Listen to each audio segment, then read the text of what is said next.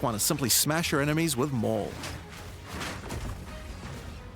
Once you see the runes on your back glowing, it means you have enough rage to do a much more devastating version of your Furious Slam. As a 21-year-old WoW vet, I actually cannot stand the fact that their main ability is fucking Maul, stomping dude. the ground as you demolish your foes.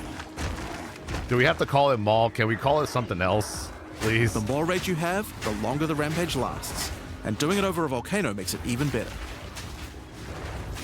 Yeah, it slowly triggers you as a WoW player, bro.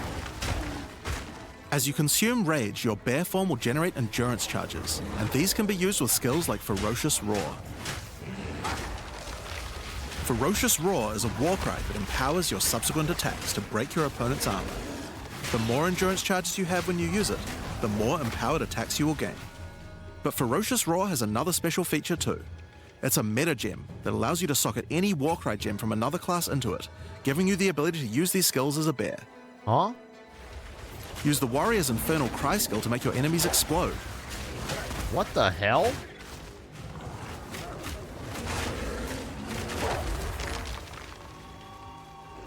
Or use Seismic Cry to stun your enemies and double up the number of slams you do.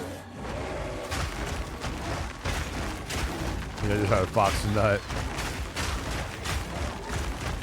You can even use it with Ancestral Call, a skill that turns you into the fire god Cow. Ever wondered what the Karui god of war would look like if he was a bear? Well, wait no longer. Finally, build up enough rage and you can use one of the bear's ultimate abilities, Walking Calamity. This skill summons a storm of fire around you for some time, while generating even more rage to power your other abilities. A true bear-pocalypse.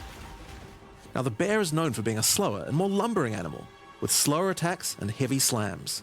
But what if you want to turn into something a little more nimble? Well, let's check out the second animal form for the druid, wolf form. I want to say, like, the bear seems kind of clunky for the to wolf me, form, a little bit, right? Fast and furious. Even just the wolf's basic attack will leap forward and rake his foes. After attacking, the wolf stands up on two legs, but after running for a short time, he goes back on all fours, allowing to move more quickly between packs of enemies. Rake it all! The wolf has a lot of cold attacks based on his association with the moon, and the first of these is Lunar Assault. It's great for freezing your enemies in place. After they're frozen, use your basic rake attack to knock shards of ice off your enemies, which land on the ground nearby and explode. If you want to get into battle quickly, you can use your pounce attack. This skill leaps at a target and applies a mark to them. Killing the marked enemy will summon a wolfman into your side, allowing them to fight with you. Mark and kill as many enemies as you can to build up a sizable pack. While an enemy is marked, your wolves will prioritize that target and do more damage the more wolves you have. So make sure you keep your pack strong. Now, one problem you might run into is your wolf pack dying in boss fights.